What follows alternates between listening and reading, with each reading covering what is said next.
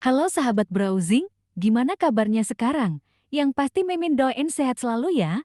Kali ini Mimin akan membahas tentang manusia purba, di mana manusia purba ini pernah hidup di bumi kita ini, menurut para ilmuwan dan peneliti. Kita yang hidup pada zaman modern ini adalah keturunan langsung dari Homo sapiens, spesies manusia yang berhasil bertahan hidup hingga sekarang. Faktanya ada manusia-manusia lain yang sebenarnya hidup bersama kita, atau lebih tepatnya pernah hidup bersama kita. Atau lebih tepatnya pernah hidup bersama kita. Berikut ini adalah manusia purba atau subspesies lain yang pernah hidup di dunia ini. Jenis manusia pertama yaitu Homo neanderthal. Neanderthal diperkirakan muncul di bumi ini 200.000 tahun yang lalu ketika zaman Pleistosen berlangsung 2,6 juta tahun sampai 11.700 tahun yang lalu. Nama Neanderthal sendiri diambil dari lokasi ditemukannya fosil mereka, yaitu lembah Ninder yang terletak di Jerman. Homo neanderthal dianggap sebagai arketip manusia gua. Penemuan-penemuan tentang manusia satu ini menunjukkan saudara kita tersebut hidup sebelum dan selama zaman es, yang mana itu adalah kondisi lingkungan yang paling parah untuk dihidupi manusia. Kemampuan mereka bertahan hidup menunjukkan bagaimana hebatnya kemampuan manusia untuk bertahan hidup. Yang kedua, jenis manusia purba Denisova hominins. Ditemukan di Siberia.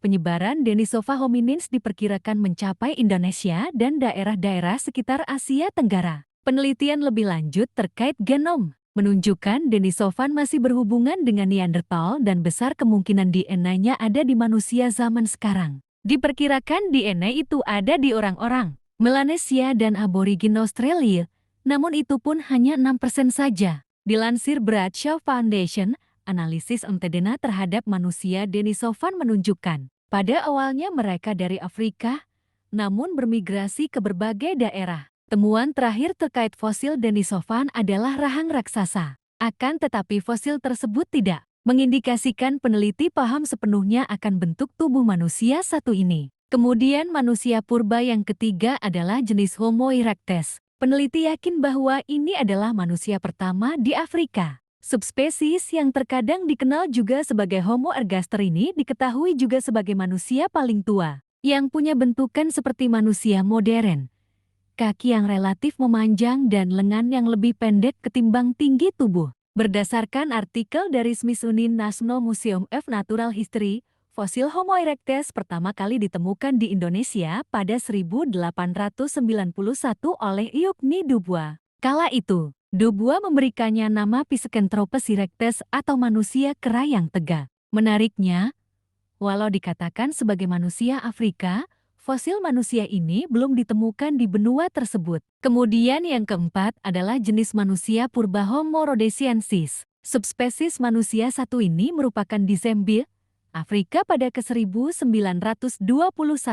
Oleh karena itu, tidak mengagetkan peneliti juga menganggap Homo rhodesiensis sebagai manusia Afrika. Bentukan fosil Homo rhodesiensis dikatakan sebagai yang terbaik ketimbang fosil manusia purba lainnya karena kondisinya terjaga. Bersumber dari situs Natural History Museum, manusia yang dikenal juga dengan nama ilmiah Homo heidelbergensis ini diperkirakan sudah muncul sejak 600.000 tahun yang lalu. Hanya saja peneliti tidak bisa menentukan kepastian waktunya mengingat situs penggalian fosilnya sendiri pun sudah rusak. Yang kelima yaitu jenis manusia purba, Homo naledi, juga ditemukan di Afrika, tepatnya di Afrika Selatan. Fosil Homo naledi bisa terbilang sebagai penemui subspesies manusia yang baru muncul pada dekade ini. Itu dikarenakan fosilnya sendiri baru diketemukan pada Oktober tahun 2013 lalu. Setidaknya dari November tahun 2013 sampai Maret tahun 2014, ada 15 manusia Homo naledi yang berhasil digali dari situs Gua Rising Star.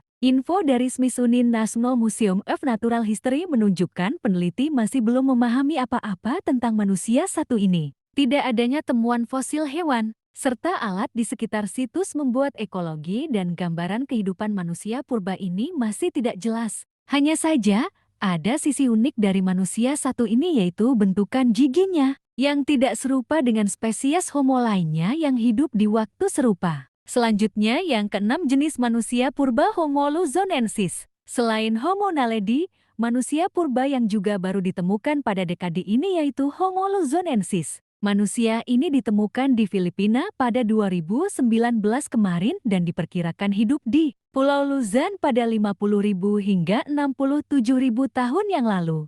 Homo luzonensis punya ciri khas bertubuh kecil dan diperkirakan punya teknologi yang sudah maju. National Geographic menyebut fosil manusia ini punya bentukan yang tidak dikira, menunjukkan gabungan perawatan kuno dan yang lebih maju. Satu bagian kakinya bahkan punya bentuk seperti Australopithecines yang hidup di Afrika pada 3 juta tahun yang lalu. Yang ketujuh, Homo floresiensis. Homo floresiensis adalah spesies manusia purba berukuran kecil yang mendiami Pulau Flores. Manusia purba ini ditemukan oleh Peter Brown dan Mike J. Morwood bersama-sama dengan tim dari Pusat Penelitian Arkeologi Nasional pada September tahun 2003. Homo floresiensis ditemukan di Gua Liang Bua di Flores. Temuan itu kemudian diberi nama Homo floresiensis atau manusia liang bua, sesuai dengan lokasi penemuannya. Fosil yang ditemukan berupa tengkorak manusia purba yang memiliki bentuk sangat mungil.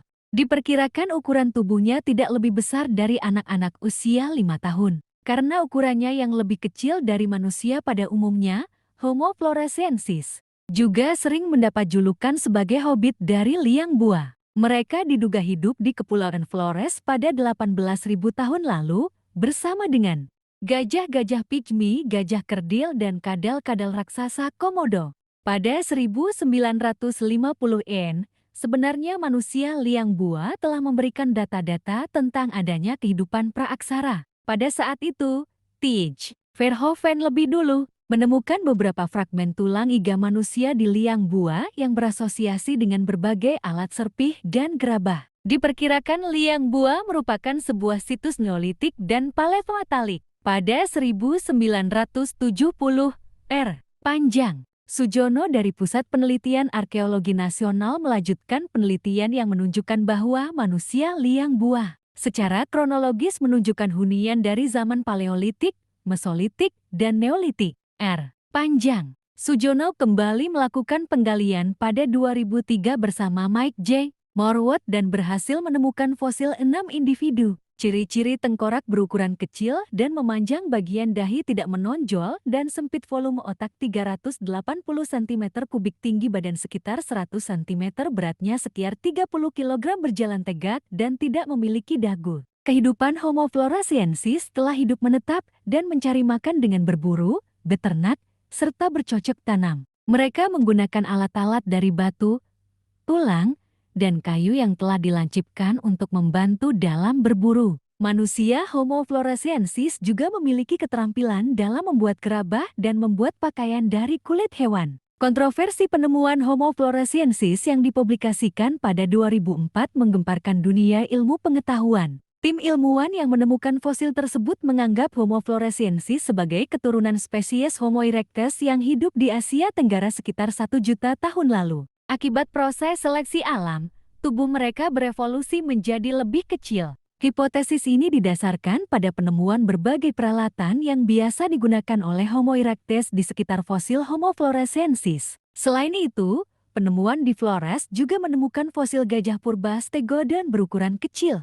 Penemuan tersebut semakin menguatkan hipotesis para ilmuwan bahwa banyak makhluk hidup di Flores yang menyesuaikan diri dengan habitatnya dengan cara berubah bentuk menjadi lebih kecil. Sementara itu, ilmuwan lain berargumen bahwa Homo floresiensis adalah spesies baru manusia. Akan tetapi, pendapat ini ditentang oleh Teku Jacob yang mengatakan bahwa Homo floresiensis bukan merupakan spesies baru. Mereka adalah nenek moyang orang-orang Flores yang menderita penyakit microcephalia, yaitu bertengkorak dan berotak kecil. Penyakit tersebut saat ini juga masih ditemukan pada beberapa penduduk di sekitar Gua Liang Bua. Berikutnya yang ke-8 ialah manusia, jenis penghuni Gua Red Deer. Sampai sekarang tidak ada nama ilmiah untuk satu manusia purba ini. Para peneliti melihat keberadaan penghuni Gua Red Deer merupakan sesuatu yang misterius. Bentuk tubuhnya berbeda dengan manusia purba pada umumnya dan di situs National Geographic sendiri,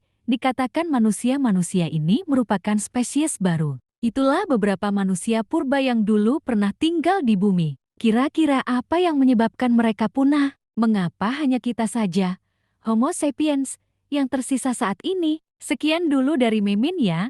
Jangan lupa browsing ya, biar menambah ilmu pengetahuan. Terima kasih.